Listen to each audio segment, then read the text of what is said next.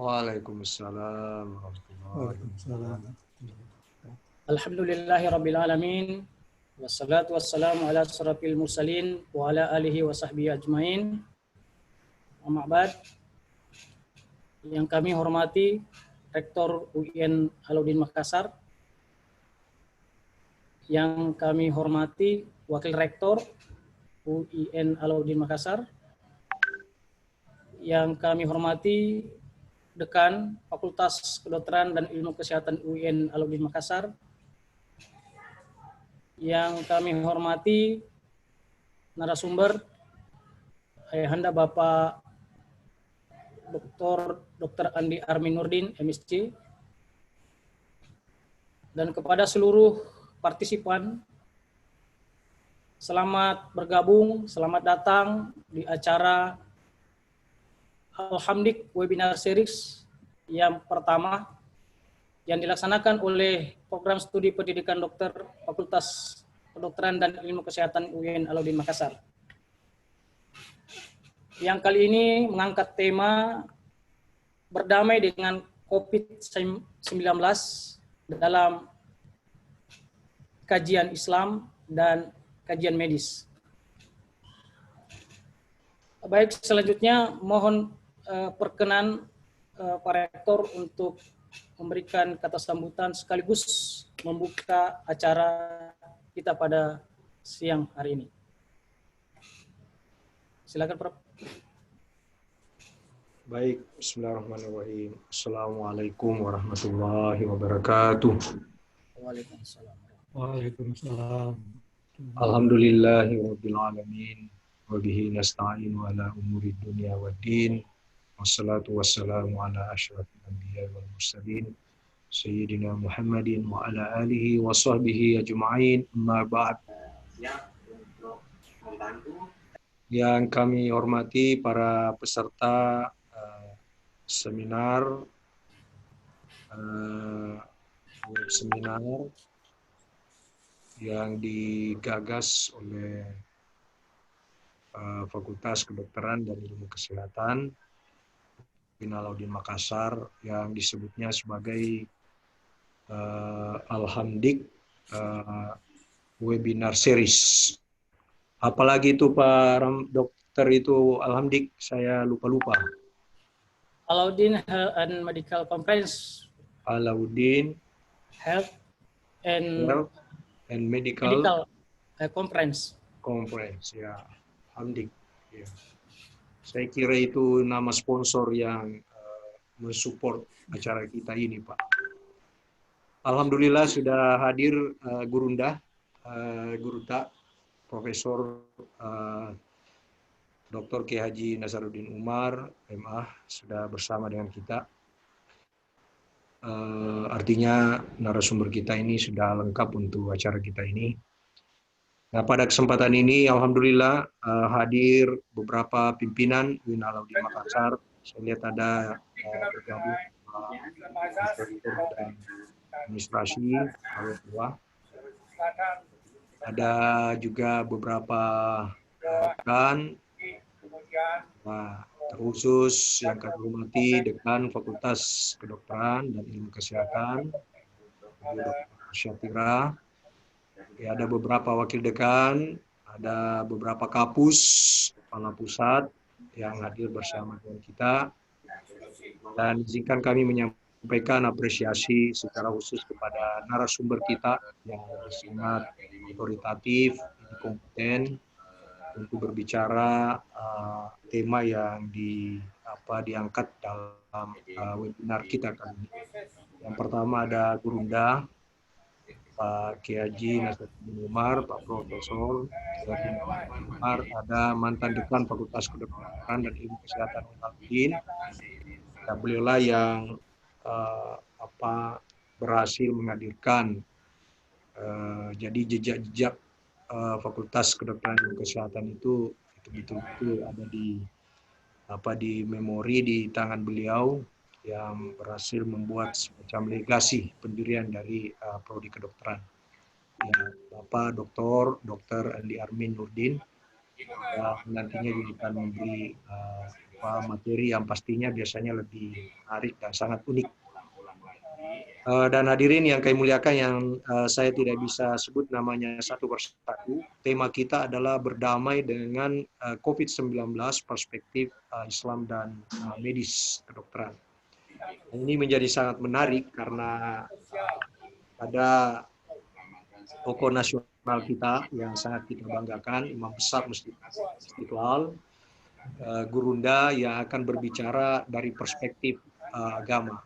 Apalagi kita baru-baru ini disuguhkan sebuah terma yang sangat menarik, yaitu adanya istilah yang beliau pernah populerkan, yaitu uwa mahlukiyah. Jadi uwa mahlukiyah inilah yang bisa saja ditafsir, dianggap sebagai persaudaraan sesama makhluk, bisa ditafsir sebagai jalan untuk berdamai dengan COVID yang juga makhluk Allah SWT. Saya tidak perlu barangkali berpanjang lebar karena saya ingin jadi bagian dari peserta untuk menyimak materi-materi yang insya Allah pasti berkualitas, bukan sekedar untuk menambah wawasan kita, tetapi yang tidak kalah pentingnya adalah membuat kita memiliki kualitas keberagamaan yang lebih baik lagi. Saya kira itu, terima kasih. Mari kita membuka acara webinar kita ini dengan sama-sama membaca basmalah. Bismillahirrahmanirrahim. Demikian akhirul kalam. Allahumma waffiq ila aqwamit thoriq, wabillahi taufiq wal hidayah. Wassalamualaikum warahmatullahi wabarakatuh. Waalaikumsalam warahmatullahi wabarakatuh. Terima kasih kepada Bapak Rektor UIN Alauddin yang telah membuka acara ini. Baik, seluruh peserta, tentang penyebaran COVID-19 jadi merupakan suatu momok yang menakutkan, yang mengkhawatirkan bagi hampir seluruh manusia di muka bumi. Oleh karena kita lihat berdasarkan data, hampir semua negara, kurang lebih 216 negara dunia sudah terjadi penyebaran COVID-19.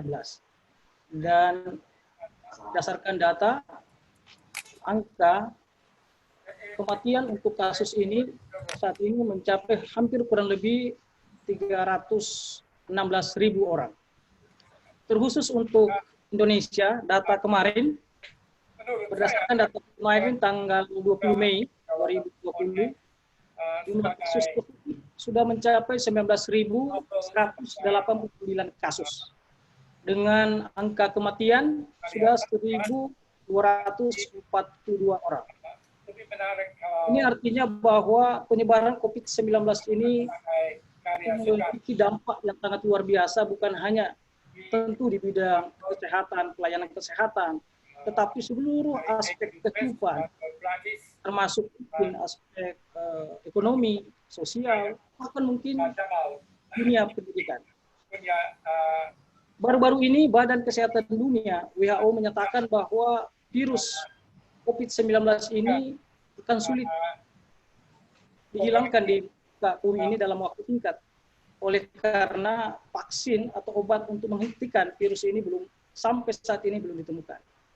Maka ditawarkanlah suatu tatanan kehidupan baru, the new normal, yang kira-kira kita nanti dihadapkan pada suatu keadaan bahwa kita akan beradaptasi atau menyesuaikan diri dengan kondisi-kondisi di mana kita belum pernah menghadapi kondisi sebelumnya, kondisi yang berbeda. Baik, dan dalam sejarah manusia bagi Muslim, bahwa penyebaran wabah ini bukan hanya kali ini saja, tetapi dalam literatur sejarah Islam kita banyak dapat tersampaikan bahwa pernah terjadi penyebaran wabah dalam kaum muslimin. Baik, pada kesempatan ini narasumber kita telah bergabung. Yang terhormat Anda Guru Tab Profesor Dr. Haji Nasaruddin Umar MA, kemudian Dr. Armin Nurdin MSc. Sebagai presenter pertama kami persilakan kepada Bapak Dr. Andi Armin Nurdin MSc yang akan membahas tentang bagaimana cara berdamai dengan COVID-19 dalam kajian atau perspektif medis. Berikut saya akan bacakan profil singkat beliau. Nama Dr. Andi Armin Nurdin MSc, riwayat pekerjaan sebagai dosen kedokteran Fakultas Kedokteran Universitas Hasanuddin. Beliau pernah dekan Fakultas Kedokteran dan Ilmu Kesehatan UIN Alauddin Makassar periode 2014-2019. Pernah menjadi Deputi Menteri Koordinator Kesejahteraan Rakyat Republik Indonesia, Kepala Dinas Kesehatan di beberapa kota, Kota Makassar, Kabupaten Bone, Kabupaten Ngerekan, Provinsi Sulawesi Selatan. Dan saat ini beliau menjadi konsultan pada International Institute for Life Science dengan latar belakang pendidikan formal S3 bidang kedokteran, pendidikan penjenjangan, alumni Lemhanas, alumni Sekolah Kepemimpinan Tingkat Madya Sepadia. Jadi kalau kita melihat profil singkat, beliau adalah seorang birokrat, akademisi, dan juga sekaligus praktisi, dan dia expert di dalam bidang ilmu kesehatan masyarakat dan kedokteran pencegahan. Kepada beliau, disilahkan. Terima kasih. Assalamualaikum warahmatullahi wabarakatuh. Alhamdulillahirabbil alamin, hamdan katsiran thayyiban mubarakihi. Wassalatu wassalamu ala sayyidina Muhammadin wa ala alihi washabihi ajmain, amma ba'd. Yang saya hormati Profesor Kiai Haji Nasaruddin Umar, Pak Rektor yang saya hormati, dan Ibu Dekan, perkenankan saya menyampaikan informasi tentang bagaimana berdamai dengan COVID-19.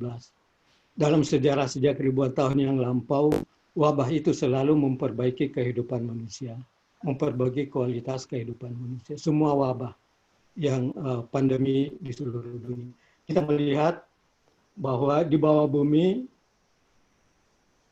itu bumi selalu memperbaiki dirinya. Di bawah bumi terjadi gempa tektonik yang bertujuan untuk memperbaiki struktur bumi.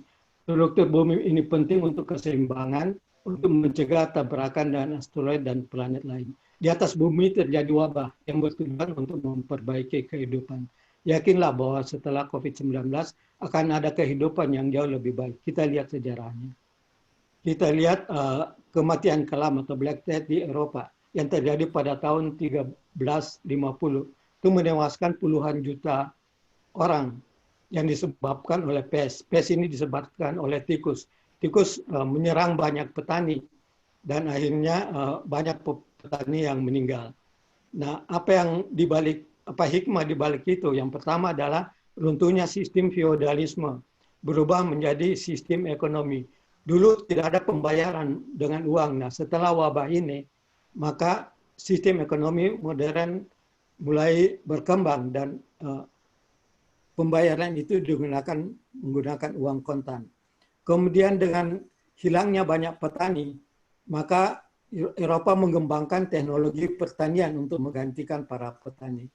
Kemudian oleh karena Eropa pada saat itu tidak nyaman, maka penduduk Eropa meninggalkan benua Eropa dan mulai melakukan penjajahan. Yang pertama, mereka menjajah di Amerika.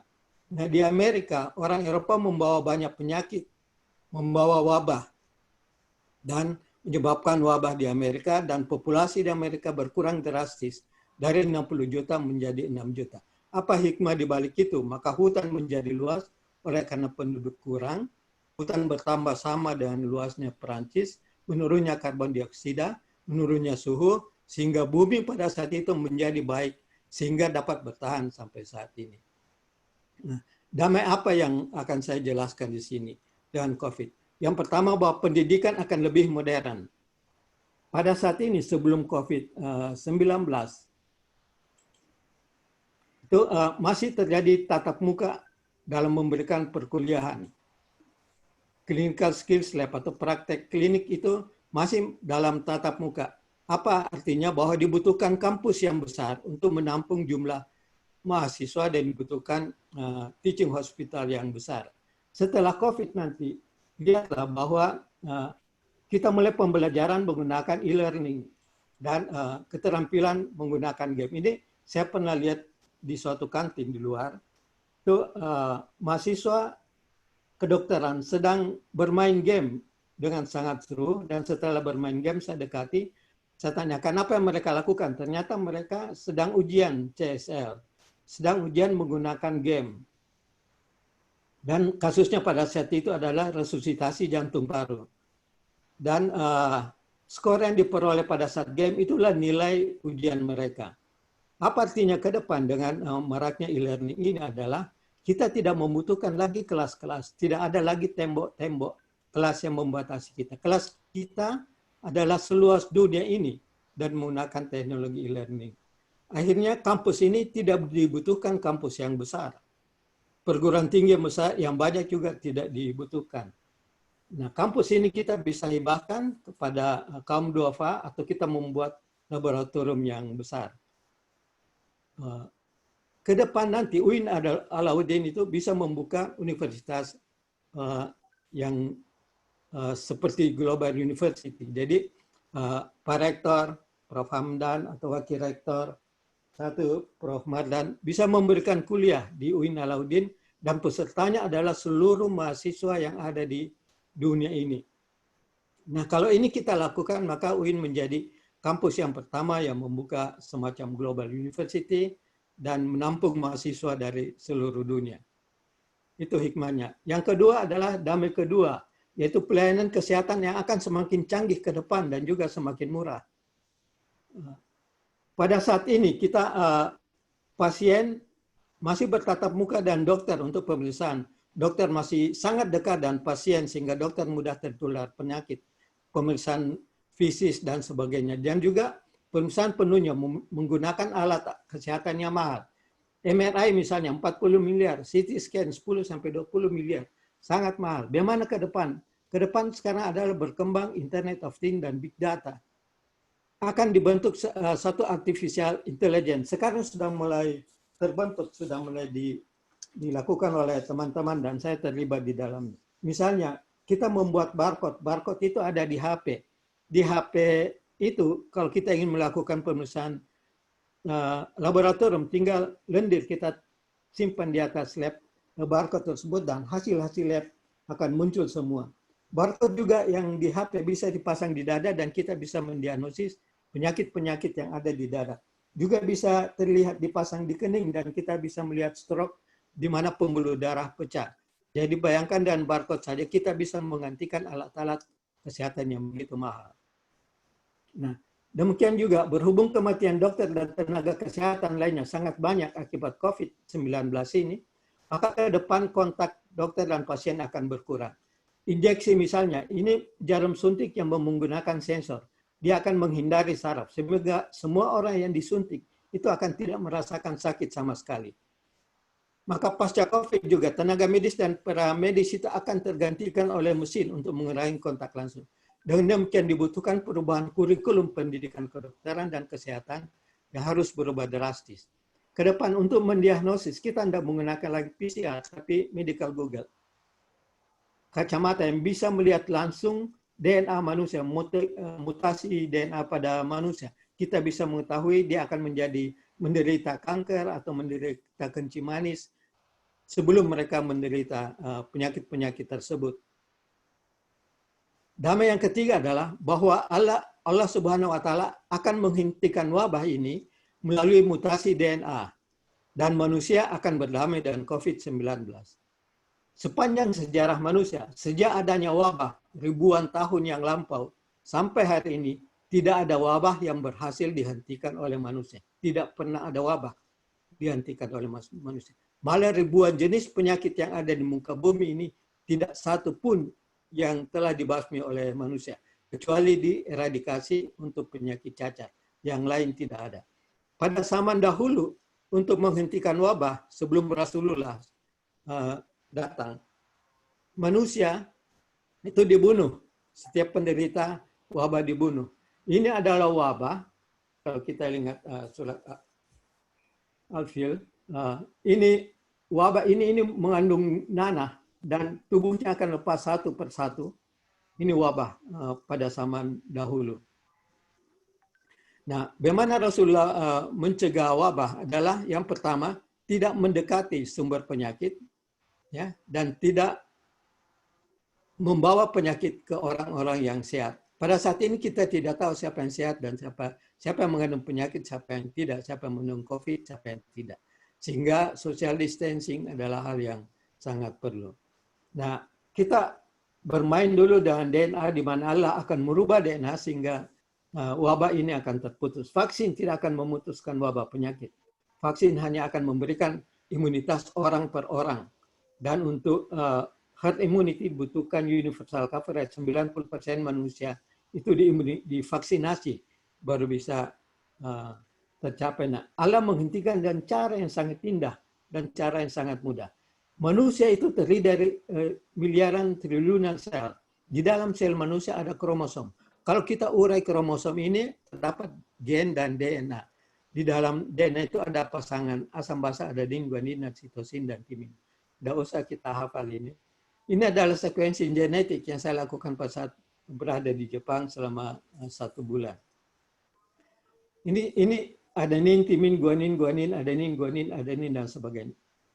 Nah, kita mengenal DNA. Panjang DNA dalam satu sel itu 3 meter. Jumlah sel dalam tubuh manusia adalah 1 triliun per kilogram berat badan. Jika berat badan saya 70 kilogram, berarti ada 70 triliun sel. Panjang DNA 3 meter kali 70 adalah 270 triliun meter, 210 atau 210 miliar kilometer. Jarak matahari ke bumi adalah 149 juta. Panjang DNA 210 miliar. Kalau kita bagikan ini, maka panjang DNA adalah 700 kali bolak-balik antara bumi dan matahari. Begitu panjangnya DNA yang ada dalam tubuh saya, yang ada dalam tubuh kita. Nah, apa fungsinya DNA tersebut? Salah satunya adalah merekam semua apa yang kita lakukan. Jadi amal dan dosa itu mungkin disitulah terekam. Kita lihat Al-Mutaffifin ayat 8, 9, dan 10. Kala inna kitabal fujjari lafi sijjin. Bahwa sesungguhnya perbuatan-perbuatan atau dosa-dosa kita tercatat di sijjin. Wa ma adraka ma sijjin. Apakah sijjin itu? Kitabun marqum. Sijjin adalah yang mencatat apa yang kita lakukan, buku yang mencatat atau kitab yang mencatat apa yang kita lakukan. Di ayat 18 sampai 20, kala inna kitabal fujjari inna kitabal abrari lafi iliyin wa ma adraka ma iliyun kitabun marqum. Jadi amal-amal kita itu tercatat di dalam iliyin. Nah, ini dalam surat Al-Kahfi juga dikatakan bahwa semua tercatat di dalam diri kita dan manusia tidak akan dirugikan. Apa yang istimewa dari sini adalah bahwa DNA atau rekaman dosa kita itu bisa off dan bisa on. Kalau kita bertobat, maka DNA dosa-dosa kita itu bisa off. Oleh karena itu, pergunakanlah hari-hari terakhir Ramadan ini untuk kita melakukan taubatan nasuha agar dosa-dosa kita off. Nah, dan yang ketiga adalah untuk menghentikan wabah COVID-19 ini, Allah Subhanahu wa Ta'ala melakukan mutasi DNA dengan cara delesi dan insersi nukleotida yang tadi itu adenin, guanin, sitosin, dan timin. Dengan sangat indah Allah akan menghentikan wabah ini. Delesi dan insersi yaitu virus yang tadinya menular berubah menjadi avirulen atau tidak menular atau tidak virulen, tidak berbahaya bagi manusia sehingga manusia berdamai dengan COVID-19. COVID-19 tidak akan dihilangkan oleh Allah Subhanahu wa Ta'ala, tapi akan dirubah menjadi virus yang berdamai dengan manusia, virus yang tidak membahayakan sama sekali manusia. Kita contoh delesi, jadi triliunan ini nukleotida, sitosin, timin, sitosin, adenin. Ini triliunan, Allah hanya membutuhkan satu saja. Misalnya adenin ini didelesi, dihilangkan. Maka sitosin yang ada di sebelah kanan itu akan bergeser menjadi TCC. Tadi TCA menjadi TCC. Dengan ini saja, maka virus yang tadi membunuh manusia, COVID-19 itu akan menjadi sangat jinak. Lebih jinak dari virus flu yang kita derita sehari-hari. Atau Allah menggunakan insersi. Insersi itu memasukkan nukleotida. Jadi Ini TCT, Allah memasukkan C-nya, sitosin, dan T ini bergeser ke kanan menjadi TCT. Dengan ini saja, maka wabah akan berhenti. Dari miliaran triliunan nukleotida ini, satu saja Allah sisipkan, maka berhentilah segala-galanya. Berhentilah wabah ini dengan sangat mudah dan sangat cepat. Informasi lain yang saya sampaikan bahwa sebenarnya di dalam DNA kita itu terdapat Al-Quran. Ini Dr. Ahmad Khan dan kawan-kawannya, ini salah seorang kawannya masuk Islam, itu meneliti embrio manusia. Embrio itu janin dalam kandungan yang masih 1 tahun yang meninggal, kemudian keluar, itu diambil umbilikusnya, diperiksa, dan disitulah ditemukan DNA. Orang di dalam dunia genetika dikenal banyak DNA yang ditemukan tanpa memproduksi protein. Jadi DNA itu fungsinya memproduksi protein. Ini ada DNA yang tidak memproduksi protein. DNA ini oleh orang barat disebut junk DNA atau DNA sampah. Bayangkan orang Eropa mengatakan ini DNA sampah.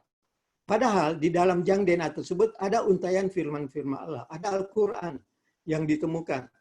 Orang selama ini tidak mengganggu gugat junk DNA tersebut karena dianggap sampah. Tapi 1-2 orang yang diberi rahmat oleh Allah membuka junk DNA ini, dan disitulah didapati ayat-ayat suci Al-Quran dalam bentuk huruf Arab. Huruf Arab gondol sama dengan kitab kuning. Yang pertama ditemukan adalah Bismillahirrahmanirrahim, Iqra bismi rabbikal ladzi khalaq.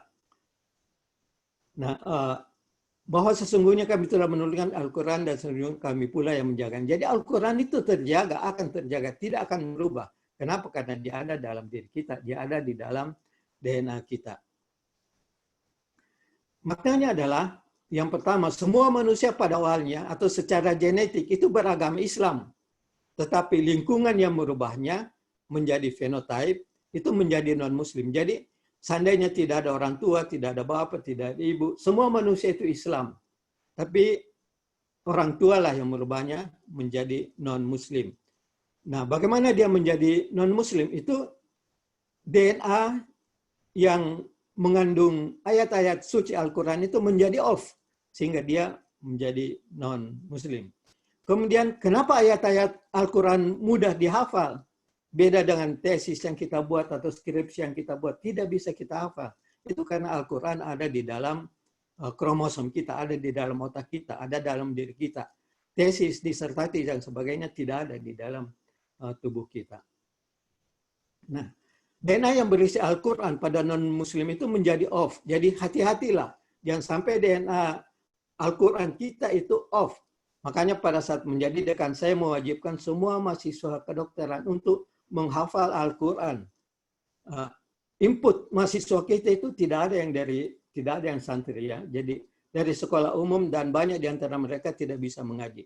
Kemudian saya wajibkan pada saat itu bahwa mereka tidak akan divisuda kalau tidak menghafal Al-Quran. Dan alhamdulillah proses integrasi ini berjalan dengan baik. Demikianlah, semoga yang singkat ini bisa memberikan cahaya bagi kehidupan manusia. Terima kasih. Assalamualaikum warahmatullahi wabarakatuh. Baik, demikian pemaparan materi dari narasumber pertama, Dr. Andi Arminurdin MSc, yang memaparkan bagaimana cara berdamai dengan COVID-19 dalam tinjauan medis, bahwa dijelaskan terdapat banyak perubahan-perubahan termasuk di bidang pendidikan, nanti digalakkan e-learning, kemudian dalam bidang pelayanan kesehatan, di mana dengan COVID ini nanti akan berubah suatu tatanan kehidupan di mana mengurangi kontak atau bahkan tidak ada kontak antara dokter dan pasien, kemudian berdamai dengan virus COVID-19 itu sendiri, bahwa wabah yang pernah ada dalam sejarah dunia yang bisa dieradikasi adalah penyakit cacar. Satu pesan Pak Yusuf Kalla beberapa hari yang lalu, bahwa kalau ada kata-kata berdamai, maka kedua belah pihak itu harus saling menguntungkan, baru bisa berdamai. ada kebaikan di antara kedua belah pihak.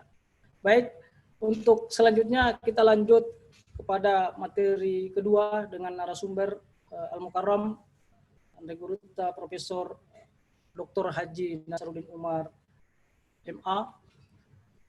Saya akan memberikan profil singkat beliau yang akan memberikan pemaparan kepada kita semua tentang bagaimana cara berdamai dengan COVID-19 dalam tinjauan Islam. Saya bacakan sedikit profil singkat beliau. Dari sekian banyak jabatan struktural dan non-struktural, yang penting saya bacakan adalah beliau saat ini adalah Imam Besar Masjid Istiqlal Jakarta. Beliau Wakil Menteri Agama Republik Indonesia periode 2019 sampai 2014. Beliau juga pernah menjadi Direktur Jenderal pada Bimbingan Islam Kementerian Agama atau Departemen Agama Republik Indonesia. Dan masih banyak jabatan struktural dan struktural lain yang saya kira saya tidak perlu saya sebutkan karena terlalu banyak. Untuk itu, untuk memanfaatkan waktu sebaik-baiknya kepada Al-Mukarram, disilahkan. Bismillahirrahmanirrahim. Assalamualaikum warahmatullahi wabarakatuh. Alhamdulillah, syukurillah, wassalatu wassalamu ala rasulillah. Sayyidina habibina syafi'ina maulana Muhammadin sallallahu alaihi wasallam, amma ba'd. Para jamaah Zumin yang saya muliakan, saya sangat menikmati presentasi sahabat kita ya, Pak Prof. Amin tadi ya, luar biasa. Saya bangga dan saya juga sangat berterima kasih karena beliau waktu di Jakarta juga banyak melakukan terobosan-terobosan. Ini satu bukti bahwa teman-teman dari Sulawesi Selatan itu juga sangat diperhitungkan di Jakarta, di ibu kota, di Pulau Jawa. Tapi beliau terlalu cinta di Makassar sehingga sebetulnya saya tahu persis beliau juga masih diperlukan di Jakarta, tapi lebih memilih tinggal di Makassar. Saya mendukung apa yang disampaikan oleh terobosan Pak Rektor kita yang luar biasa, sama juga dengan pimpinan Fakultas Kesehatan kita, kedokteran kita ini pintar membidik sebuah program yang disenangi banyak orang. Buktinya 242 peserta ini itu bukan jumlah sedikit. Karena itu saya ingin menyampaikan poin yang sederhana di sini, karena mungkin lebih banyak waktu kita nanti berikan kepada yang ahlinya. Saya hanya ingin sedikit menggambarkan bagaimana Al-Quran berbicara tentang pandemi. Pandemi atau epidemi di dalam Quran itu kita bisa temukan dalam 3 tempat. Pandemi yang pertama itu kisah Nabi Saleh dengan Raja Samud. Raja Samud itu kelemahannya adalah masyarakat sangat korup. Sampai dilukiskan dalam Quran kalau dia membeli dengan literan yang besar, tapi ketika dia menjual literan yang kecil. Dan Samud pun juga keras kepala. Hai Nabi Saleh, saya bisa percaya kamu kalau kamu mampu mengeluarkan unta kecil dari lubang, unta raksasa dari lubang kecil ini. Itu tantangan. Atas izin Allah, mukjizatnya Nabi Saleh, loncatlah seekor unta raksasa dari lubang kecil. Lalu dalam Al-Quran itu disebutkan, jangan ganggu, biarkan dia mencari makanan. Tapi apa yang terjadi? Samud mendemonstrasikan kekurannya pada waktu itu dengan cara menyembelih sate unta itu, panggil rakyatnya untuk mendemonstrasikan kekafirannya, sekaligus mempermalukan Nabi Saleh pada waktu itu. Lalu apa yang terjadi? Hari pertama, semua yang makan daging unta itu berubah kulitnya menjadi kuning. Itu dalam ayatnya ada, dalam riwayat hadisnya juga ada ya, bahwa dalam 3 hari itu berubah warna kulitnya. Kemudian hari kedua berubah menjadi merah. Jadi mereka tuh saling tatap menatap, loh, kok kenapa merah? Hari ketiga berubah menjadi hitam. Hari ketiga mendengarkan suara yang menggelegar dari angkasa. Lalu matilah mereka itu bergelimpangan. Wasbahu fi diyarihim jathimin.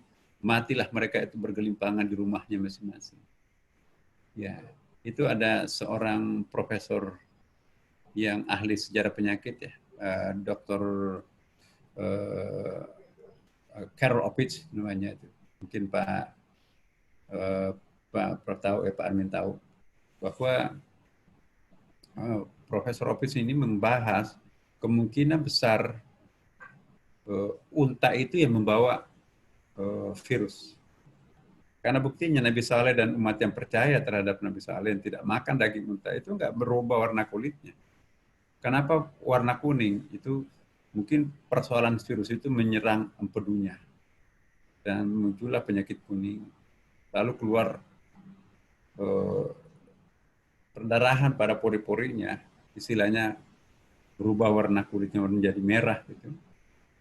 Lalu cairan dalam tubuhnya hitam karena empedunya pecah. Maka seluruh cairan yang keluar dari pori-pori itu menjadi hitam. Begitu ganasnya, kata Profesor Opitz itu, menyerang gendang telinganya sampai seperti mendengarkan suara yang amat besar dari luar, dari angkasa. Padahal sebetulnya nggak ada suara. Yang ada itu adalah gangguan pada sistem pendengarannya itu. Matilah mereka itu bergelimpangan di rumahnya masing-masing. Kenapa Nabi Saleh nggak ikut? Karena perintah ayat itu, kamu segera tinggalkan tempat itu, karena sebentar lagi kamu akan menyaksikan sesuatu yang berbahaya di tempat itu. Jadi itu kita memang tidak boleh mendekati virus sebelum ada vaksin yang ditemukan untuk menjinakkannya. Nah, jadi ada penyebabnya virus itu muncul ketika kezaliman merajalela, korupsi dan seterusnya itu tadi ya. Maka itu disiksalah dengan penyiksaan seperti itu. Pandemi yang kedua dalam Quran itu Talut dan Jalut. Kata Talut dalam ayat itu, kalau kamu nanti melewati sungai yang ada di Palestina, jangan kamu minum dengan menggunakan bejana, timba, ember, atau gelas. Minumlah hanya dengan melalui cidukan tangan. Ya. Apa yang terjadi? Mungkin karena mereka kehausan, barusan berjumpa dengan air. Pasukan Talut itu semua yang minum dengan menggunakan bejana, timba, maka itu hancur bibirnya, hancur sampai mati. Ya, tapi yang minum dengan cidukan tangan itu selamat. Nah, lagi-lagi menurut analisis Profesor Opitz, diduga keras kalau tadi virus yang menimpa umat Nabi Saleh itu virus antraks. Virus antraks itu ya seperti tadi fenomena-fenomena yang muncul. Dan itulah menurut Profesor Opitz itu penularan yang paling pertama dikenal penularan virus binatang kepada manusia pada saat itu. Jadi ilmu yang berkembang kita sekarang ini dalam kedokteran seperti tadi disampaikan oleh Pak Prof ya, luar biasa sekarang hebatnya perkembangannya. Tapi dulu enggak, masih menganggap enggak mungkin virus binatang pindah ke manusia. Tapi 15 abad yang lampau Quran menginformasikan kita bahwa hati-hati loh, virus binatang bisa pindah ke manusia dengan kisah pandemi unta tadi. Kemudian Talut, menurut Profesor Opitz itu ada semacam lintah kecil di Palestina di sungai itu, sudah menurut penelitiannya, memang tidak tahan dalam suhu panas tertentu sehingga dia mengikatkan dirinya atau dia melayang-layang di air itu tidak sampai ketinggian 10 cm ke atas. Karena kan di sana kan Timur Tengah itu hawanya panas ya. Jadi tidak tahan rupanya virus itu dengan suhu yang sekian. Tapi di pertengahan sungai itu di bawah 10 meter itu masih bisa melayang-layang, masih bisa berenang-renang virusnya di situ. Nah orang yang pakai timba itu kan pasti terikut itu virusnya. Nah semua yang pakai bejana itu, maka itulah yang hancur. Nah inilah pandemi yang kedua. Pandemi yang ketiga kita lihat ketika Raja Abraha mau memindahkan Ka'bah ke Yaman dengan motif ekonomi, kalau nanti Ka'bahnya kita pindahkan ke Yaman, maka pusat rekreasi spiritual itu nanti akan pindah ke Yaman. Yaman akan menjadi pusat wisata spiritual dunia, dan pada saat itulah nanti kita akan jadi orang kaya. Ya. Tapi makanya dia bawa gajah, dia bawa unta dengan harapan Ka'bah yang segede itu akan dibawa ke negerinya di Yaman. Nah, di situ dihadang oleh penjaga Ka'bah, tidak lain adalah kakeknya Nabi, Abdul Muttalib. Ya. Kamu minggir. Kami tidak punya urusan dengan Anda, saya mau ngambil alih Ka'bah. Ya monggo, itu bukan punya saya. Saya hanya ditugasi untuk menjaga Ka'bah, tapi Allah lah yang punya Ka'bah itu. Belum seberapa jauh setelah meninggalkan yang menghadang di situ adalah Abdul Muttalib, maka tiba-tiba tayran ababil tarmihim bihijaratin min sijil faja'alahum ka'asfin ma'kul. Ya. Itu kan surah Al-Fil itu. Alam tara kaifa fa'ala rabbuka bi ashabil fil. Tahukah kalian apa yang terjadi pada Raja Abraha yang membawa tentara gajah itu? Ya. Di situ tiba-tiba ada tayran ababil. Kata-kata at-tayr di situ dari akar kata tara yatiru tayran itu, menurut tafsir klasik itu burung yang membawa batu-batu melempari satu persatu. Tapi tafsir modern seperti tafsir Muhammad Abdu dalam tafsir Al-Manar itu, tayran di situ bukan burung yang membawa batu-batu melempari pasukan Abraha, tapi tayr itu semacam serangga kecil yang berterbangan. Kemudian serangga itu membawa virus itu yang menyerang pasukan Abraha. Ya. Maka apa yang terjadi setelah virus tayran ababil itu datang? Tarmihim bihijaratin min sijil. Mereka melemparkan hijar itu bersemacam benda tertentu. Menurut Profesor Rofit itu kemungkinan itu adalah virus Ebola. Karena itu cara kerjanya virus yang menghancurkan Abraha itu mirip dengan ciri-ciri yang ada pada virus Ebola. Yang tersisa adalah tulang belulangnya warna putih, ka'asfin ma'kul, bagaikan dedaunan yang dimuntahkan itu. Sedemikian sadisnya, sedemikian dahsyatnya virus yang menimpa pasukan Abraha itu. Nah, anehnya, ya, penjaga Ka'bah yaitu Abdul Muttalib dan beberapa orang di situ itu tidak terserang penyakit itu. Yang kena adalah hanya orang-orang zalim tadi itu. Nah, itulah yang membedakan antara azab, musibah, dan bala. Dalam Quran itu ada 3 terminologi. Ada azab, ada musibah, dan ada bala.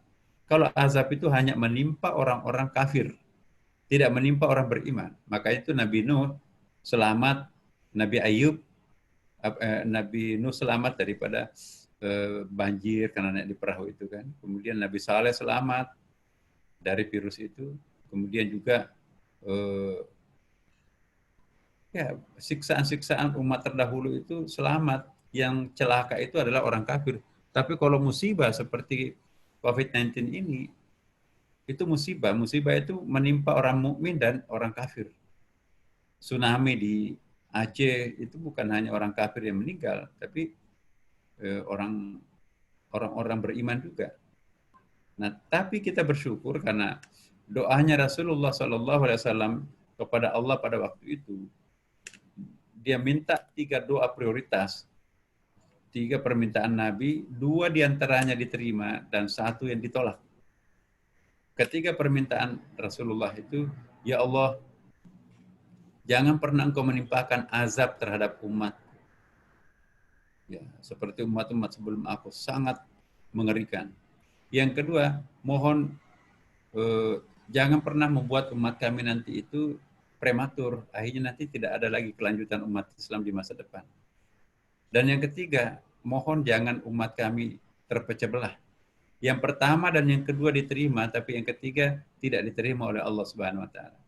Jadi berdasarkan dari hadis ini, kita jangan pernah berharap dan jangan pernah membayangkan akan muncul azab pada umatnya Nabi Muhammad sampai akhir zaman.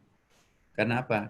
Doanya Rasulullah diterima. Jangan pernah menimpakan azab umatku. Tapi jangan pernah menimpakan musibah dan bala. Kalau musibah itu lain misinya. Kalau memang azab itu mau menyiksa, menghabiskan, menghancurkan. Tapi kalau musibah itu itu litadi biasanya untuk mendidik, biasanya untuk memberikan pembelajaran, lesson learning kan. Nah, kalau bala itu lebih sifatnya mekanikal, ya jangan ngebut di ujung sana kena tiang listrik mati ya, nabrak. Kemudian pakai helm, dia nggak pakai helm, jatuh sedikit, kena pendarahan kepalanya mati. Jadi itu lebih sifatnya kecelakaan kalau bala. Nah, jadi dua istilah ini dalam Quran, azab, insya Allah kita nggak akan pernah kena azab, yang ada musibah. Kemudian yang kedua musibah, yang ketiga adalah bala. Nah, teman-teman sekalian, yang pandemi kita sekarang ini, seperti tadi dijelaskan oleh Pak Armin, luar biasa ya, bagus sekali, bersahabat. Nah, sekarang saya ingin mengingatkan bagaimana resepnya Al-Quran, resepnya hadis Nabi berhadapan dengan virus ini. Di dalam Al-Quran tadi, hai Nabi Nuh, segera tinggalkan tempat itu. Begitu naik ke perahu ya, yang selamat itu hanya orang yang naik di atas perahu itu. Kemudian Nabi Lut, wahai Nabi Lut, segera tinggalkan kampung itu. Sebentar lagi kamu akan menyaksikan pembumi hangusan tempat ini. Lari. Bahkan dalam Quran itu jangan menengok ke belakang. Karena menurut riwayat Nabi Lut itu setiap langkah yang pernah diinjak itu langsung longsor ke bawah. Jadi kalau balik ke belakang itu bisa kena. Anak dan istrinya kena. Ya. Jadi itulah sekarang jadi laut mati. Laut mati itu pun juga menyimpan misteri. Karena tanah yang di permukaan yang berisi umatnya Nabi Lut itu ditumpahkan ke bawah. Karena ada yang mengatakan bahwa itu juga ada wabah yang mematikan sebelum Nabi Lut itu ditimpakan. Jangan-jangan itu virus HIV/AIDS itu kan. Terus ditimpakan tanah yang di atas itu, taruh di balik, tinggal ke bawah, lalu ditindis dengan laut mati, laut yang sangat asin sekarang. Kenapa disebut laut mati? Tidak ada ikan-ikan, bahkan tumbuh-tumbuhan di dalam itu nggak ada, saking asinnya. Kita bisa terapung di situ tanpa pelampung. Begitu asinnya itu. Ada yang mengatakan supaya tidak ada sisa-sisa virusnya bisa muncul, maka itu ditenggelamkan dengan air asin. Sehingga tidak ada makhluk-makhluk biologi mikroba yang bisa hidup di situ. Nah, kemudian hampir semua itu seperti juga isyarat yang diberikan kepada Abdul Muttalib. Ya, jangan ikut mendekati Ka'bah, kamu pergi. Sebab itu akan ada bahaya yang mengancam dia. Jadi begitu terpisah sedikit, maka yang kena musibah lemparan batu-batu atau lemparan virus itu adalah pasukan Abraha, tapi kakek Nabi Abdul Muttalib selamat. Lalu ada hadis yang muncul begini, mungkin nanti Pak Dr. Armin bisa menjelaskan apa makna hadis ini. Jangan kamu tinggal di tempat bekas penyiksaan umat terdahulu. Nah, kebetulan di Mekah itu kan tidak terlalu jauh dari kota Mekah. Nah, kalau di situ ada lokasi penghancuran Abraha. Nah, kalau nanti teman-teman ke Mekah, di situ ada terminal kereta cepat di Arafah, di Padang Arafah, di situ ada lantai 3 tuh kereta itu. Nah, di sebelah kanannya itu ada lokasi di situ nggak ada bangunan sama sekali, karena nggak boleh. Bahkan Rasulullah mengatakan, kalau kamu berkendaraan di tempat bekas musibah itu, percepat kendaraannya. Jadi saya waktu itu lewat situ, Pak, kita harus tancap gas di sini. Kenapa? Ada hadisnya Rasulullah mengatakan, kalau kamu lewat di tempat bekas penyiksaan pandemi itu, balap mobilnya, kendaraannya. Dulu unta, percepat untanya. Itu hadis Nabi. Ya, kalau kamu melewati bekas pandemi, percepat kendaraannya. Jangan membangun pemukiman di tempat itu. Nah, ini ada hadisnya. Hadis lain, Rasulullah mengatakan begini, firru minal juzami firara minal asad. Larilah kalian kalau kamu menjumpai orang-orang berpenyakit juzam. Penyakit juzam ini adalah penyakit kulit pada waktu Nabi itu sangat menular. Apa kata Rasulullah? Larilah kalau melihat orang yang berpenyakit kusta khusus pada waktu itu ya. Kalau kusta kita sekarang kan tidak terlalu, penularannya sangat terbatas. Kalau itu memang sangat sensitif. seperti yang kau melihat singa. Bagaimana kalau kita melihat singa pasti lari kan? Nah, larilah kalian kalau berjumpa dengan orang yang ditimpa penyakit juzam, seperti kalau kamu melihat singa. Nah, kalau kita ada corona ya kita disuruh jangan mendekati corona itu, tapi menjauhlah dari corona itu. Itu kan sistem social distancing-nya Nabi kan itu. Itu luar biasa. Rasulullah itu 15 abad yang lampau sudah memberikan nasihat-nasihat sama dengan Pak Dokter tadi. Ada hadis lagi yang diriwayatkan Imam Bukhari. Manakala mewabah suatu pandemi di suatu tempat, kamu jangan ke tempat itu. Yang sudah terlanjur ada di dalam, jangan keluar-keluar. Itu hadis yang banyak dikutip sekarang ini. Nah, apa artinya hadis ini? Pak Dokter tadi sudah banyak memberikan penjelasan. Jadi, anasir-anasir kedokteran di dalam ayat dan hadis itu banyak sekali sebetulnya. Bahkan kalau kita lihat dalam kitab Zadul Ma'ad, Zadul Ma'ad itu jilid 3, itu sistem proteksi pengobatan Nabi di situ ada. Masya Allah. Anak saya itu saya suruh baca kitab itu, tapi kitab kuning, kitab kuning. Anak saya itu dua-duanya dokter. Jadi saya ini baca buku ini. Jadi bagaimana rempah-rempah sampai di situ kegunaan bawang merah, kegunaan bawang putih, kegunaan jadi semacam pengobatan sistem herbal itu di dalam kitab Zadul Ma'ad. Nah, saya kira perlu diterjemahkan ke dalam bahasa Indonesia itu oleh teman-teman Fakultas Kedokteran. Itu bagus sekali itu. Kitabnya Zadul Ma'ad jilid 3, dari situ sistem pengobatan Nabi. Nah, kemudian hadis Nabi yang berkait dengan virus ini juga, betapa pentingnya kita membersihkan diri kita. Kata Rasulullah, seandainya Anda punya sungai yang bening di depan rumahnya, Anda bersihkan diri 5 kali sehari semalam, apakah kalian masih merasa kotor? Sahabat menjawab, tentu tidak ya Rasulullah. Jadi betapa perlunya kita berwudu. Nabi mencontohkan, selalulah ada dalam posisi wudu. Yang kita harus bersihkan pada waktu berwudu itu kan tangan, kaki. Daerah-daerah yang paling berpotensi untuk menyimpan penyakit, itu yang harus dibasuh pada waktu berwudu. Itu kalau menurut ahli fisik, ahli biologi. Tapi menurut para neurolog, Profesor Baron Ehrenfels itu menulis disertasinya tentang wudu. Ya, ditanya kok kenapa mau membahas karya akademiknya itu tentang wudu. Ini aneh. Ya ayyuhalladzina amanu idza qumtum ila shalah faghsilu wujuhakum wa aydiyakum ilal marafiq wamsahu bi ru'usikum wa arjulakum ilal ka'bayn. Ini aneh. 3 komponen anggota badan yang harus dibasuh pada waktu berwudu itu pusat saraf ternyata. Karena dia seorang neurolog sekaligus psikiater ya. Dia tahu pusat saraf manusia itu terhimpun di bagian kepala, muka dan kepala. Tangan memang pusat saraf itu tangan sampai di siku itu paling sensitif. Ya. Kaki juga sampai mata kaki itu yang paling sensitif. Nah, itu yang harus dibasuh dengan air wudu yang seger. Ya, subhanallah. Ya. Jadi ketemu semua ahli biologi, ahli neurologi, kemudian ahli tasawuf juga. Lain lagi.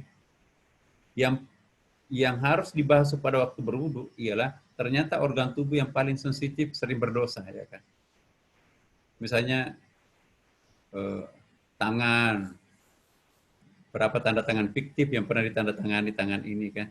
Siapa yang pernah dipegang, diremas, ditonjok, di fitnah, ya? Berapa mata ini yang pernah diintip? Siapa yang pernah diintip? Berapa orang yang korban di mulut ini setiap hari? Itu berkumur-kumurlah dosa-dosa kecil itu nanti kalau dibiarkan menjadi dosa besar kata Rasulullah. Wudu itu menghilangkan dosa kecil. Makanya itu Imam Syafi'i itu nggak boleh ngelap handuk bekas air wudu itu. Biarkan air wudunya meleleh. Sepanjang itu meleleh akan mengalirkan dosa-dosanya itu. Itu kata Imam Syafi'i. Imam mazhab lain tidak.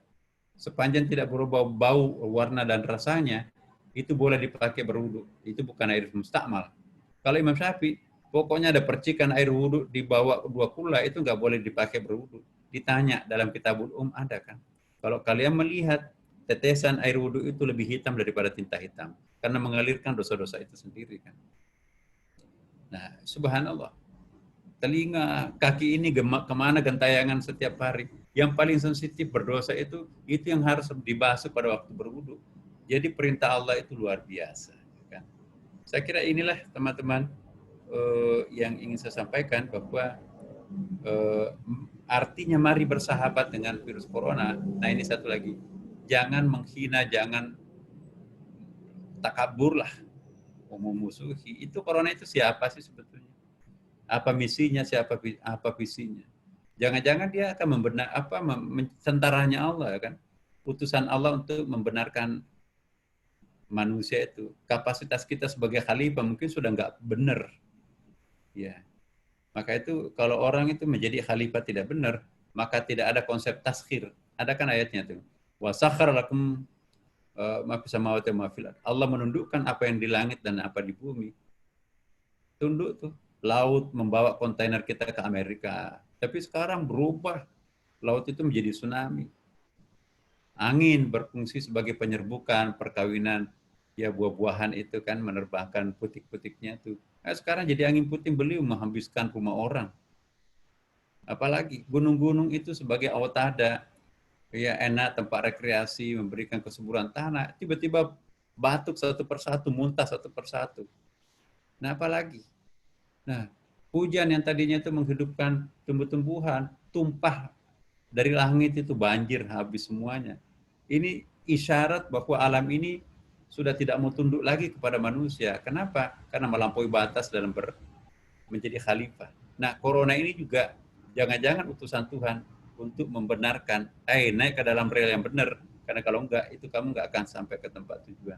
Anggaplah corona itu utusan Tuhan untuk mengevaluasi perjalanan hidup kita semuanya.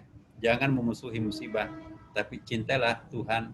Barang siapa yang mencintai dan takut kepada Allah, seluruh makhluknya akan cinta terhadap yang bersangkutan. Nah kalau kita cinta terhadap Allah, maka virus corona itu akan menjadi vaksin buat kita. Tidak, jangan ganggu, ini kekasihku, ini kekasih Tuhan, kekasih Allah Subhanahu wa taala. Nah, seperti nabi-nabi kan. Aku tidak bisa membakar Nabi Adam, Nabi Ibrahim. Ya, api enggak mau membakar Nabi Ibrahim karena sahabat Tuhan. Nabi Yunus diperebutkan oleh ikan-ikan paus. Aku tidak tega melihat kekasih Tuhanku tenggelam di wilayah kekuasaanku. Itu kata ikan. Aku tidak mau menembus melukai daging kekasihku dan kekasih Tuhanku, kata besi. Kebalah Nabi Daud. Jadi kalau kita mencintai ya semuanya di sini hanya isinya cinta. Rabi'ah Adawiyah bercengkerama dengan singa, binatang buas. Jadi jadilah pawang corona. Assalamualaikum warahmatullahi wabarakatuh. Waalaikumsalam warahmatullahi wabarakatuh. Baik, demikianlah tadi tausiah oleh Pendegruta Profesor Dr. Haji Nasaruddin Umar MA. Ya, jadi kalau boleh saya mohon pamit ya, ini ada pertemuan dengan PBNU penyerahan. Saya mohon nanti yang menjawab pertanyaan kalau ada yang untuk saya itu Adinda Pak Rektor itu insya Allah lebih ahli dari saya soal ini. Ya, terima kasih. Assalamualaikum warahmatullahi wabarakatuh. Pak, saya mohon pamit Pak Min. Terima kasih banyak. Bapak ya, kalau ke Jakarta mampir ke Istiqlal Pak. Pak Min. Yuk. Assalamualaikum warahmatullahi wabarakatuh. Baik, seluruh peserta sekalian, sampailah kita pada sesi tanya jawab diskusi. Dari chat ini ada beberapa pertanyaan yang sudah masuk. Saya akan bacakan untuk ditujukan kepada narasumber. Pertama, ke Dr. Armin. Pertanyaan pertama adalah bagaimana menyikapi pandangan dokter terhadap herd immunity. Ini dari Bu Rahma dari Universitas Islam Makassar, Dok. Bisa ulangi tadi terputus-putus, Dr. Rahman. Bagaimana menyikapi pandangan dokter terhadap herd immunity, Dok? Oke. Ya. Baik, saya jawab herd immunity itu adalah kekebalan kelompok. Kekebalan kelompok. Jadi misalnya di dalam satu kelompok manusia, kalau 90% kebal terhadap COVID, maka COVID yang masuk di dalam tubuh seorang itu tidak bisa menular ke tubuh yang lain karena sudah kebal. Sehingga virus COVID itu tinggal di dalam tubuh satu orang yang sakit tersebut dan tidak menular ke tempat lain. Itulah yang disebut kekebalan kelompok, herd immunity. Nah, bagaimana bisa mencapai kekebalan kelompok itu adalah kalau menurut WHO, kalau kita lihat dari polio misalnya, itu harus dicapai universal coverage atau UCI, universal coverage immunization 90% minimal. Jadi 90% minimal manusia dalam satu kelompok itu kebal terhadap penyakit COVID-19. Dan kalau ada orang luar yang masuk ke dalam kelompok yang kebal ini, maka orang luar itu akan sakit sendiri dan tidak menularkan ke orang lain karena orang lain itu kebal. Nah, apa yang membuat orang lain kebal itu ada dua. Yang pertama adalah dia pernah menderita penyakit COVID-19 dan timbul imunitas, antibodi ada dalam tubuh pasien bekas penderita tersebut. Yang kedua adalah pemberian vaksinasi. Pemberian vaksinasi itu mencapai 90%. Tapi ada yang mengatakan cukup 50% atau 60%. Nah, jadi kita bisa mengharap herd immunity, tapi banyak korban yang berjatuhan sebelum itu terjadi. Saya kira itu Dr. Rahman. Ya, baik. Pertanyaan selanjutnya, Dok. Bagaimana menyikapi sikap masyarakat yang mulai melonggarkan kewaspadaannya seiring dengan pelonggaran PSBB di beberapa daerah, Dok? Oke, jadi relaksasi PSBB yang dicanangkan oleh Bapak Presiden Jokowi itu ada alasannya. Alasannya itu karena masalah pertumbuhan ekonomi kita yang mengalami resesi, atau resesi itu kelembatan pertumbuhan ekonomi, kelemahan pertumbuhan ekonomi. Jadi alasan itu Indonesia akan mengalami pertumbuhan ekonomi itu 0,5% pada tahun ini dibandingkan tahun lalu 5,6-5,7%. Sementara dunia mengalami kelembatan pertumbuhan ekonomi sebanyak minus 3%. Ya, jadi resesi ekonomi ini harus dihindari, jangan sampai Indonesia mencapai pertumbuhan ekonomi 0% atau minus. Ini juga berbahaya bagi kehidupan manusia. Jadi kebijakan relaksasi PSBB itu salah satu pertimbangannya adalah kehidupan warga Indonesia untuk bisa hidup normal kembali. Tetapi relaksasi PSBB ini harus dilaksanakan dengan menggunakan syarat-syarat yang dikeluarkan oleh Kementerian Kesehatan, yaitu tetap social distancing, jaga jarak, menggunakan masker, jangan berkerumun. Orang yang OTG, PDP, ODP itu harus tinggal di rumah, harus isolasi mandiri. Screening rapid test harus terus dilakukan di tempat-tempat massal, dan orang-orang yang ditemukan positif itu langsung diisolasi supaya tidak menularkan ke orang lain. Jadi relaksasi PSBB itu ada alasan utamanya adalah ekonomi, karena kalau ekonomi hancur kita juga menderita, tetapi harus dibentengi dengan persyaratan yang dikeluarkan oleh Kementerian Kesehatan, terutama social distancing dan penggunaan masker. Terima kasih Dr. Rahman.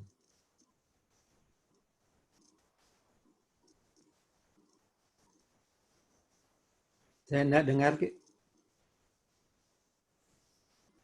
Ya, ada beberapa pertanyaan lagi, Dok. Selanjutnya, apakah perspektif berdamai dengan COVID-19 itu dapat diartikan bahwa kita akan dapat beraktivitas di tengah pandemi dengan mengikuti protokol kesehatan, ataukah harus menunggu hingga ditemukannya vaksinnya, Dok? Berdamai itu salah satu artinya. Kalau saya dari segi medis berdamai seperti apa yang saya jelaskan tadi, bahwa COVID-19 itu tidak lagi virulen atau dia avirulen. Dia sama dengan flu biasa. Itu berdamai karena Allah yang akan merubah virulensi virus tersebut. Kalau berdamai dalam artian lain adalah hidup berdampingan, itu persepsi masing-masing orang. Tapi kalau berdamai menurut saya seperti yang saya jelaskan tadi. Kalau berdamai yang dipersepsikan orang lain itu bisa saja, tapi ya tetap social distancing. Jangan mari kita mengikuti apa yang Prof. Nasaruddin Umar tadi sampaikan. Jangan mendekati orang yang sakit, yang membawa penyakit. Nah, siapa yang membawa penyakit? Kita tidak tahu karena banyak ODP, OTG, orang tanpa gejala. Kita tidak tahu. Makanya jangan didekati dengan dalam artian melakukan social distancing. Kemudian jangan kita menyebarkan penyakit ke orang lain. Seperti hadis tadi, kalau Anda berada di satu wabah penyakit, jangan keluar. Dan kalau ada berada di luar wabah suatu daerah penyakit, jangan masuk ke daerah situ.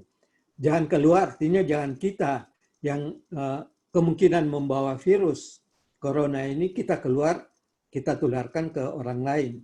Nah, itu dosanya sangat besar. Ingat, kalau kita menyebarkan ke orang lain meninggal, orang lain terbunuh, maka satu orang terbunuh itu, satu orang yang kita bunuh sama dengan membunuh seluruh umat manusia.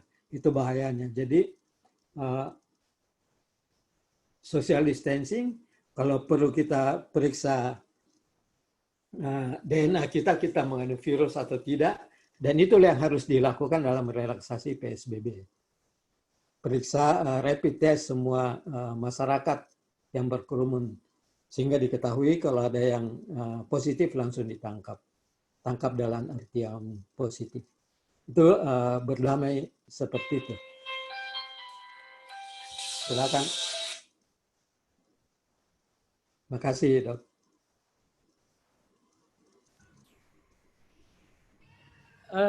Baik, untuk pertanyaan materi kedua mungkin Prof. sampai Pak Rektor.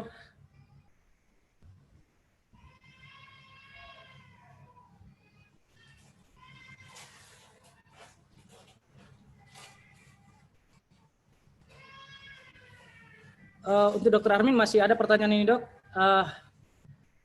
Apakah ada jaminan? Apakah ada jaminan konsep berdamai dengan COVID-19 merupakan suatu solusi? Karena dokter tadi bilang karena faktor ekonomi. Mengingat sekarang ini semakin meningkatnya kasus-kasus baru positif COVID-19, Dok. Jaminan apa maksudnya? Dok? Apakah ada jaminan bahwa dengan konsep berdamai dengan COVID ini merupakan suatu solusi? Ya, kita dibebaskan orang bekerja kembali untuk menggerakkan ekonomi. Sementara kita lihat kecenderungannya, trennya, kasusnya semakin meningkat untuk kasus-kasus baru positif COVID-19, Dok. Ya, jelas kasus akan meningkat kalau relaksasi PSBB ini dilakukan. Ya, berdamai tidak sama dengan seperti yang ditafsirkan bahwa ada jaminan kasus tidak bertambah. Tidak, kasus akan bertambah banyak kalau relaksasi PSBB ini. Yang harus dilakukan adalah bagaimana secepatnya untuk semua dokter yang menangani, dokter yang akan menjadi korban, dokter dan tenaga paramedis, perawat, bidan dan sebagainya, yang akan menjadi korban, kalau konsep berdamai dengan COVID ini disalahartikan seperti bebas sebebas-bebasnya. Seperti yang terjadi sekarang, masyarakat tidak memahami apa yang dimaksud dengan berdamai dengan COVID. Kita lihat di penyeberangan terjadinya mudik dan sebagainya, itu bukan berdamai dengan COVID. Manusia bertumpuk-tumpuk di pasar, di mal dan sebagainya, itu bukan berdamai. Bukan seperti itu maksudnya. Jadi ada bias persepsi, bias interpretasi. Bias itu wajar saja di masyarakat karena pendidikan masyarakat kita rendah. Ya, jadi apa yang terjadi sekarang, relaksasi itu disalahartikan oleh masyarakat, bukan seperti itu maksudnya. Ya, sehingga di pasar-pasar itu banyak yang positif dari penjual-penjual. Kalau satu penjual positif, maka pembelinya itu ratusan akan tertular. Tidak seperti itu maksudnya. Jadi harus ada persiapan sebelum berdamai dengan COVID ini dalam tanda petik ya. Persiapan itu misalnya semua penjual harus di PCR, harus di swab. Penjual di pasar dan di mall dan sebagainya itu harus diketahui status COVID-nya. Kalau dia positif ya jangan, dilarang dia berjualan. Tapi sekarang kan tidak. Kita tidak mengetahui penjual ini positif mengandung virus atau tidak. Nah ini hal yang salah, persepsi yang salah di dalam berdamai dengan COVID-19. Terima kasih Dr. Rahman. Ya, baik Dok. Selanjutnya untuk pertanyaan lagi untuk dokter. Saat ini protokol kesehatan dan kegiatan keagamaan terutama Islam seperti dibenturkan dan tampak tidak sinkron dalam pelaksanaannya di masyarakat. Yang mungkin kita lihat mal-mal, pasar-pasar dibuka menimbulkan kerumunan sementara masjid-masjid kita ditutup. Nah, bagaimana kita menyikapi sebagai seorang tenaga medis sekaligus sebagai orang Islam, Dok? Makasih Dr. Rahman. Yang pertama kita tidak boleh membandingkan masjid dengan pasar dengan mall. Jangan dibandingkan, dia tidak comparable. Ya. Jangan kita mengatakan kenapa pasar dibuka, masjid tidak. Itu tidak bisa dibandingkan seperti itu. Nah, kalau semakin banyak pasar dibuka, semakin banyak mall dibuka, maka penularan itu akan semakin banyak juga. Itu sudah pasti. Nah, kalau masjid juga dibuka, itu penularan juga akan bertambah banyak lagi. Jadi tidak bisa kita iri hati seperti itu. Kenapa masjid tidak dibuka, mall dibuka gitu? Tidak seperti itu. Ya, itu Dr. Rahman. Jadi kita tetap harus, saya kira tidak semua masjid ditutup ya. Untuk daerah-daerah tertentu yang tidak berisiko, tidak ada population increase-nya, itu masjid normal. Saya kira itu himbauan dari Majelis Ulama. Tapi untuk daerah red zone, daerah di mana kasus positif itu banyak dan kita tidak tahu di mana mereka berada, di mana ODP, PDP, kita nggak tahu seseorang kalau datang ke kita dia ODP atau PDP. Di samping kanan, kiri kanan kita kalau dalam masjid. Nggak ada yang kita tahu, nggak ada tertulis dia COVID positif, tidak ada tertulis dia ODP, PDP, OTG, tidak ada itu, kita nggak tahu. Jadi lebih baik kita menghindar. Terima kasih Dr. Rahman. Baik, Prof. Baik, Dok. Masih ada lagi, Dok. Jadi seperti dikatakan bahwa WHO sudah mencanangkan suatu kehidupan tatanan baru, the new normal, yang yang dasarnya adalah orang akan berdamai dengan COVID-19 ini. Cuma ada peringatan bahwa yang ditakutkan adalah terjadinya gelombang kedua seperti kasus dalam sejarah kasus flu di Spanyol, di mana pada gelombang kedua terjadi kasus kematian yang sangat banyak. Jadi bagaimana menurut dokter? Kalau misalnya PSBB ini dilonggarkan, takutnya nanti terjadi gelombang kedua seperti kasus dalam sejarah.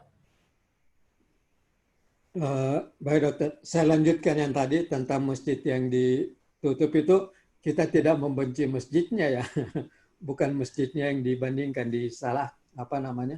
Kita tidak membenci masjid, itu rumah Allah, Baitullah. Tapi kita tidak ingin menularkan ke orang lain di dalam masjid, itu maksudnya. Kemudian pertanyaan terakhir tadi tentang apa intinya pertanyaan tadi, Dr. Rahman? Munculnya gelombang kedua. Ya, gelombang kedua di Spain flu itu memang terjadi kenapa? Karena tidak ada imunitas tubuh yang permanen. Jadi kalau COVID ini, kalau seseorang dikena COVID itu timbul antibodi, timbul imunitas.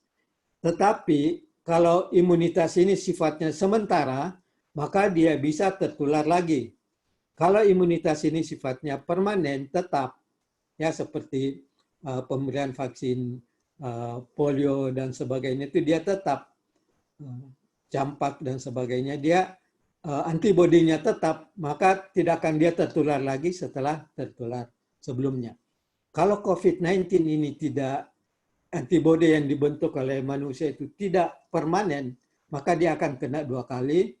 Dan tidak ada manusia lagi yang kebal setelah kena virus COVID-19, sehingga apabila masuk virus COVID-19 ini ke suatu wilayah, akan semua yang sudah pernah sakit juga akan menjadi sakit, yang tidak menjadi sakit, yang tidak pernah sakit juga akan menjadi sakit. Nah, itu yang pertama penjelasannya.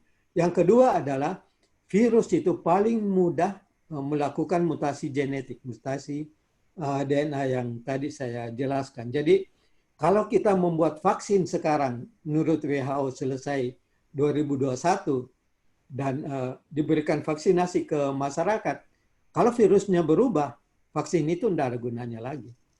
Harus bikin vaksin baru lagi. Nah, kalau terjadi mutasi genetik pada COVID-19 ini dan dia berbeda dengan vaksin yang dibuat sebelumnya, maka orang yang sudah divaksinasi itu tidak kebal terhadap new COVID-19 ini.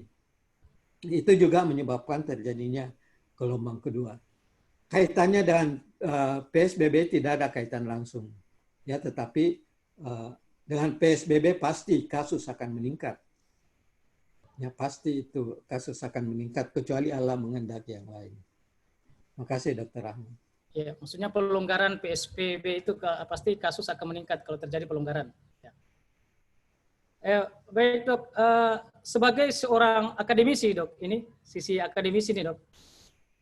Sekarang ini berbagai universitas atau sekolah-sekolah sedang menyiapkan hal-hal terkait protokol, khususnya protokol kesehatan untuk memulai perkuliahan tahun ajaran baru. Kira-kira bagaimana tanggapannya dok dari segi berdamai dengan COVID dalam protokol untuk perkuliahan untuk tahun ajaran ke depan, dok? Ya, kalau saya sih jangan cepat-cepat untuk berkumpul berkuliah. Gunakanlah teknologi webinar yang ada seperti kita gunakan ini. Jadikan dia new normalitas. Ya, jadi kuliah menggunakan Zoom yang selama ini marak, malah kita bisa membuka Zoom University. Ya. Nah, itu dilanjutkan terus ya. Itu saran saya sih sampai kita merasa aman, ya, kita merasa aman untuk memulai suatu perkuliahan kembali. Sangat sulit kalau suatu universitas membuka suatu perkuliahan baru, kemudian ada distancing antara satu kursi dan kursi yang lain berjarak 2 meter. Itu bisa sih dalam teorinya, tapi setelah kuliah mereka akan berkumpul lagi, tidak ada lagi social distancing, kecuali kalau ada aturan untuk di universitas tersebut. Tapi upaya-upaya universitas, sekolah-sekolah TK, SD, itu banyak anak-anak SD dan TK mau kembali ke sekolahnya karena sudah rindu dan teman-temannya dan sudah bosan di rumah dimarahi oleh ibunya. Dia pengen kembali ke sekolah, banyak seperti itu. Nah, perlu ada pedoman dari Kementerian Kesehatan untuk universitas SD, SMP, TK apabila ingin kembali membuka pendidikan dengan tatap muka itu harus dari Kementerian Kesehatan. Saran saya, bukan oleh masing-masing universitas, masing-masing sekolah. Terima kasih, Dr. Rahman.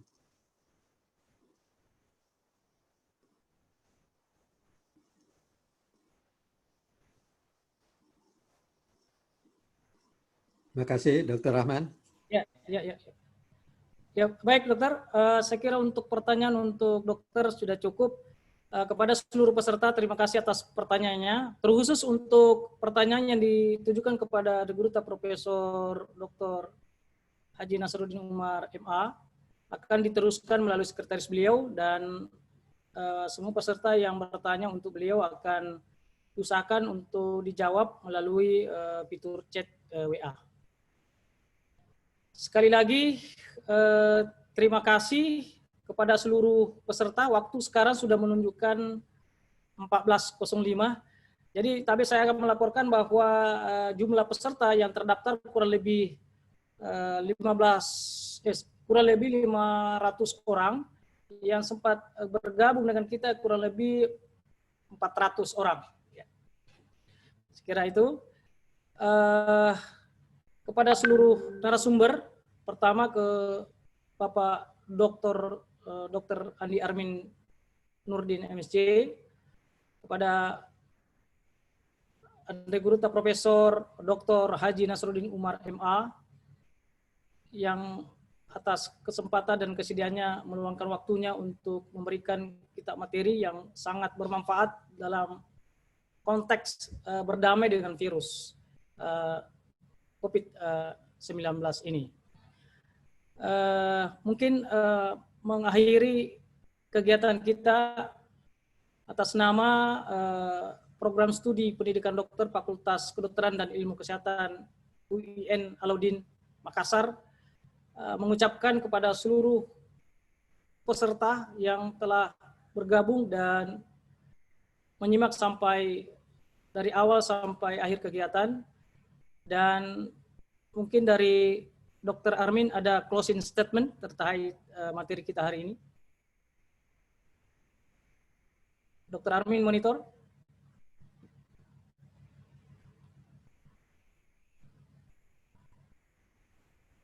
Ya. Dokter, ada closing statement terkait, ya. Baik. Demikianlah pada seluruh peserta, terima kasih sekali lagi kami sampaikan seluruh panitia terhadap keikutsertaan peserta sekalian dalam kegiatan ini. Marilah kita tutup, mudah-mudahan materi yang telah kita terima bermanfaat untuk kehidupan individu, kehidupan keluarga, kehidupan masyarakat, kehidupan bangsa dan negara. Semoga kita terhindar dari penyebaran infeksi COVID-19. Saya akhiri dengan ucapan subhanaka Allahumma wa bihamdik la ilaha illa anta astaghfiruka wa atubu ilaik. Billahi taufiq wal hidayah. Wassalamualaikum warahmatullahi wabarakatuh.